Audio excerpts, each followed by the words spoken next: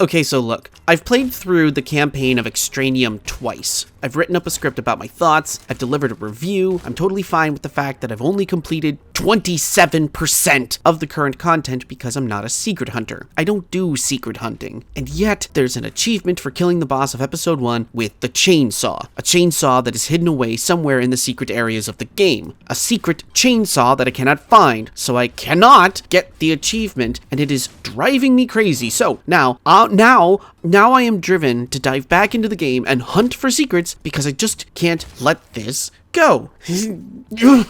Alright, let me start over from the beginning. One of the great things about the retro shooter renaissance is that we're not just seeing throwbacks to Doom, Quake, and build engine titles, but we're seeing games that mimic lo-fi PS1 graphics, N64 style polygons and colored lighting, and even titles that dip into the 16-bit Super Nintendo aesthetic to deliver their goods. Last year, I reviewed a title called Arcos, which used voxel-based graphics to perfectly capture the look and feel of a lost Super Nintendo game via arcade-style gameplay. And today's game, Extraneum, does the exact same thing but with crisp, sprite-based graphics that look and feel pixel perfectly 1992 at its best. Maybe it's just because I've been playing a bunch of classic FPS games for the history of FPS series. But man, did I enjoy sitting down and playing with this early access title. The developer, David Jalbert, Jalbert? I'm going with Jalbert. It sounds right in my head. Oh, I got it right, man. David Jalbert reached out to me with a free copy of the game to see if I wanted to review it in time for the game's release, and I responded with an enthusiastic hell yes, because I've been keeping my eye on this title for a while now, and I've been stoked about it.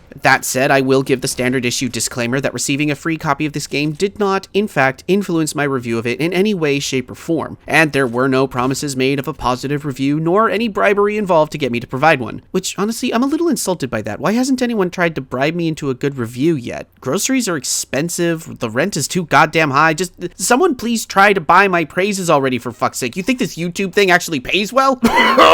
Anyways, sitting down to play this, I was, at first, a little concerned that the rounded, colorful, somewhat cutesy graphics would make me not take this game as seriously as I wanted to, even though I'd seen screenshots and video of the game in action ahead of time. But hot damn, I was proven wrong pretty much instantly. Extraneum absolutely leads into its cartoonish aesthetic, and honestly, it kind of becomes the game's biggest strength. Hell, the intro screen, which has a few tongue-in-cheek messages that it displays a la Minecraft, acknowledges the Doom but cute vibe that the game has going on. In all seriousness, Extraneum looks, sounds, and feels like a lost Super Nintendo cartridge that I never got to rent at Blockbuster but always wanted to. From the sound effects to the sprite work to the fan-fucking-tastic soundtrack, Extraneum 100% nails the throwback vibe it is going for. I'm even hard-pressed to call it a retro shooter. Most retro shooters kind of emulate the look and feel of classic 90s shooters to feel both classic and modern at the same time, where Extraneum comes out the gate with old-school, simplistic controls that belie the depth of exploration that the environments offer. I'm choosing to call this one a throwback shooter versus a retro shooter because it absolutely threw me back into SNES gameplay mindset and never let up even once. But every game has a setup in some way, shape, or form, and Extraneum is no different. We play as an unnamed security guard hired to work for Project Extraneum, which is hard at work on experiments with the human body, enhancements that could make our physiology harder, faster, and stronger. Of course, our lovable security guard figures that this place is so locked down that nothing could possibly go wrong, and in a deft bit of writing that encapsulates this whole game's tongue-in-cheek mindset, literally tells us that something went wrong. Noting that shit has gone to pot and that the other guards out there probably need some assistance, security guy pops a new magazine into his trusty SMG and says that he's probably gonna go put in some overtime. Fuck yes. I love dialogue like that delivered with a straight face. Even though there's no spoken dialogue, you can hear the kind of Frank Drebin delivery in that one line alone.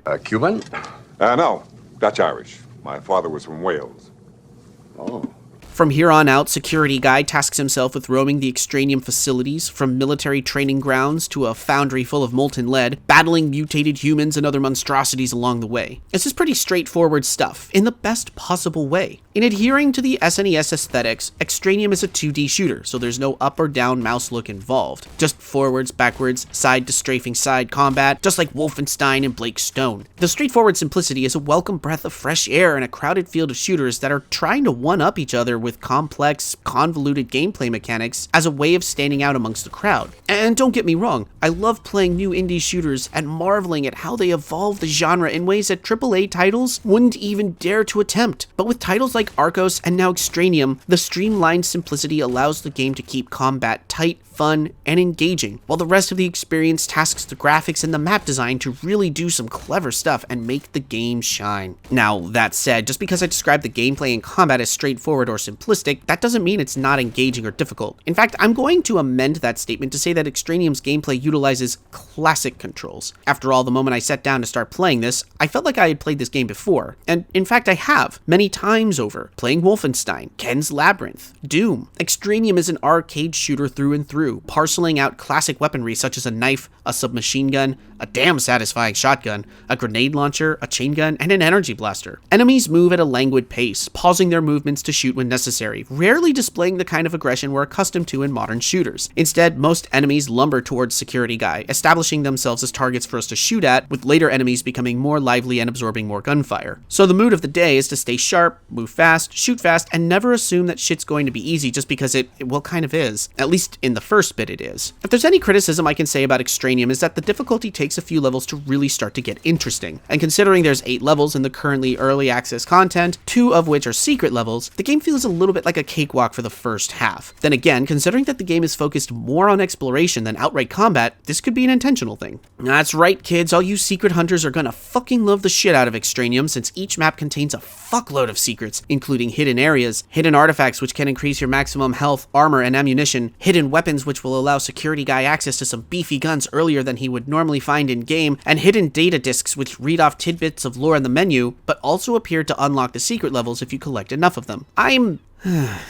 God, I'm terrible at finding secret areas in games, especially games like this, because I get into a groove and I'm like, adrenaline pumping, laser sharp focus, running through the hallways, kicking ass and taking names, and the moment I find the exit sign, I am out of there like the Shawshank Redemption, so I don't exactly stop to slow down and wall hump for secret areas to boost my shit up. And yes, Extraneum is definitely a wall humping, secret hunting kind of game. Based on the few I found, and on the end level results screen, there is a magnificent magnitude of wealth to be found hidden throughout the game's maps. I've played through the game twice now and came out on the other end having completed about 27% of the game's early access content. I missed a lot of shit, kids, but like I said, I'm not a natural secret hunter, and I don't normally find myself going out of my way to hunt for them. Of course, that being said, when I cleared the boss level and saw that there's a total of 36 enemies I could have found on that map alone, I dove right back into the map. I made my way around, found a bunch of mutated mind flayers, then killed the boss, and still walked out having missed something like a dozen or so enemies and only found 1 out of 3 secrets. The amount of shit to find in this game is utterly insane. Of course, for those of you who are used to secret hunting, your mileage may vary, but now I am damn curious to go back in again to figure out how I can find some of this stuff, especially since I want to play those secret levels, which, thankfully, you can see on the game's overworld map where the secret levels can be accessed, so there's no mistaking exactly where you need to go in order to get her done. And the ability to go back and replay earlier maps while toting around your current loadout makes it even easier to hop back in and go exploring without having to worry about finding guns all over again. Now, as far as the combat is concerned, yes, I did note that the first few maps are fairly easy to fight through and didn't require very much in the way of concentration when it came to combat. But by the 5th map, the game has introduced enough resilient enemies with enough surprises that you'll soon find yourself on your toes more often than you'd think you would be. And when the monster closets start making appearances, that's when the game really grabbed my attention. It's a nice, steady, even difficulty curve, not too steep and not too angsty, which I was fine with. Even the boss is gentler than most, but oh man, don't underestimate it. The Gatling Goliath, whose design is absolutely solid, my god, has a Gatling gun and a shoulder-mounted grenade launcher, and while steady concentration will see you whittle away his health bar with ease, all it takes is underestimating how hard he hits and you'll turn into red mist. Thankfully, Extraneum's save system makes the somewhat lackluster difficulty a little more tense through the respawn points. These checkpoints will revive you if you die once you've activated them, but there's a literal price. Depending on how many times you've died, the cost to resurrect will go up. You'll be collecting credits from fallen enemies left and right, so chances are you'll have the cash to get back up on your feet, but if you hit a particularly sticky situation and find yourself dying more than once, chances are you might not have enough money to respawn. And there's the fact that the respawn points only bring you back 3 times. Die more than that, and you get to start the map entirely all over, kids. Factoring into the economy in Extraneum are vending machines which, depending on the vendor, will dole out health and armor or ammunition aplenty.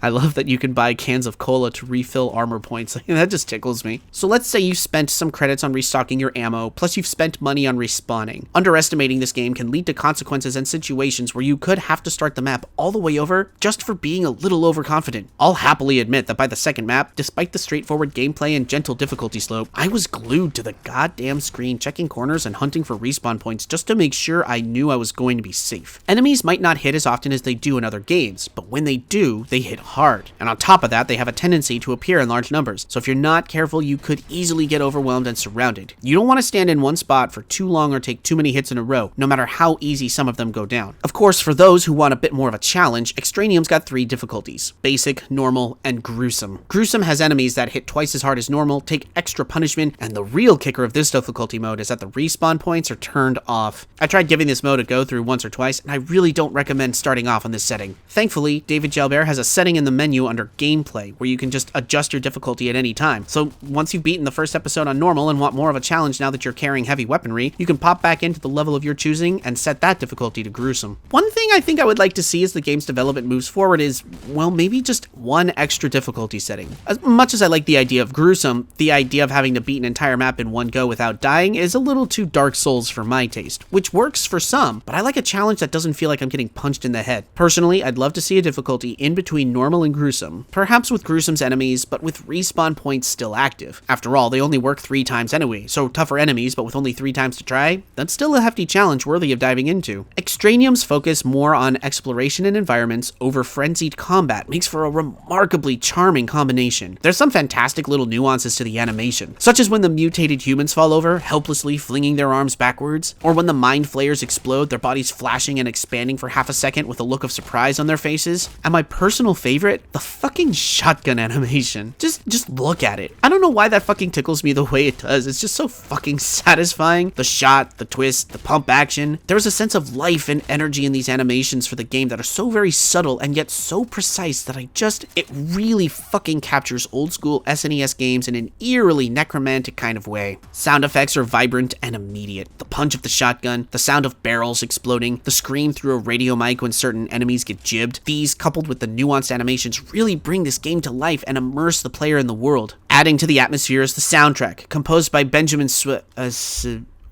oh fuck, I'm not even gonna try. I'm just gonna fuck that up. I'm so sorry, dude. But the soundtrack, fuck me. I want this soundtrack available as a bonus DLC, on Spotify, whatever. I'll pay money for it. It's an even-paced, low-tempo, synthesizer-forward score, which maintains a sensation of tension and dread in the kind of way that, once again, only the Super Nintendo could provide. It's really comparable to the soundtrack of Kingdom of the Dead, with its driving beats reminiscent of Stranger Things and 90s side-scrollers. From the moment I loaded up this game, the combination of the graphics, the gameplay, and the soundtrack made me feel immediately at home, and I knew I was going to enjoy the shit out of this. Here, you really need to listen to a couple of these.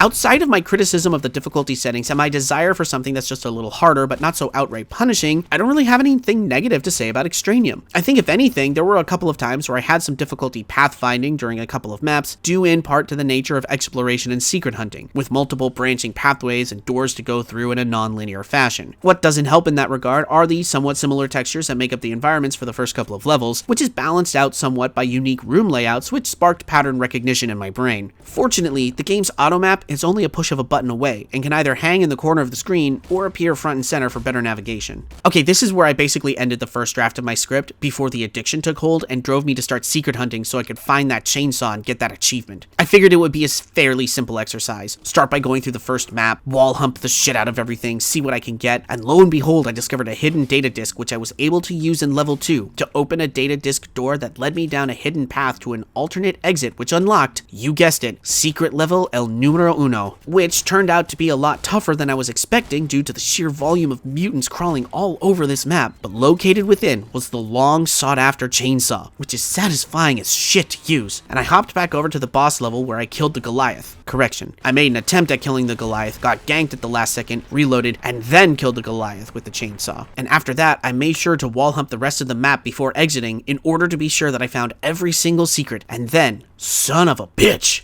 there's a super shotgun. A goddamn motherfucking super damn shotgun! And I would have missed out on using this baby if I hadn't been caught by the secret hunting bug and just left my review at the basic straightforward campaign. Look, this is a welcome, wonderful little game that so far is really engaging, but embraces exploration and secret hunting to such an extent that it warrants, no, demands to be replayed afterwards in order to truly unlock the hidden potential within. Even if you miss a bunch of secrets, like I did, the game will happily let you go back and retry and research and find the good shit that it has to offer, all while allowing you to change the difficulty on the fly. I thoroughly underestimated the game, even while hoping that other gamers wouldn't underestimate the game, while writing that you kids shouldn't underestimate this game. I took the depth of secret areas for granted. I told myself I'm no secret hunter, and I was willing to leave it at that, but no, this game shines the most during the treasure hunt, revealing upgrades and lore and hidden weapons. Like a freshly grown rose, you can still appreciate it and smell it and then move on with your day, but Extraneum is at its best after some careful attention, which allows the game to blossom and unfurl, welcoming the player to secrets well rewarded after determined hunting. Extraneum is around $12 on Steam for the early access content, and it is damn well worth it. Wearing its classic arcade shooter influences proudly on its sleeve, Extraneum confidently presents an expansive, charming, straightforward shooter with plenty for everyone. In the first draft of this review, I gave the game an 8 out of 10, but since it drew me back in and I became obsessed with finding everything it has to offer, something that I never ever do with a game, I'm going to bump that score up a notch and give it a 9 out of 10, because literally any game that can drag me kicking and screaming into enjoying my least favorite aspect of first-person shooters automatically gets an extra point on the score just for that alone. And now I am damn excited to see what episode 2 will bring to the game's experience. Kids, I'm genuinely surprised that this game is as good as it is this early into its early access development, and I'm also genuinely surprised that nobody paid me to say that. Maybe one of these days I'll be big enough on YouTube for someone to try and slip me some money into my PayPal for a good review. May our Lord and Savior John Romero make it so. But until then, kids, brush your teeth, wear weather-appropriate clothing because we're coming up on summer now and the sun's gonna get mighty hot out there. And as always, stay hydrated. I'll see you next time.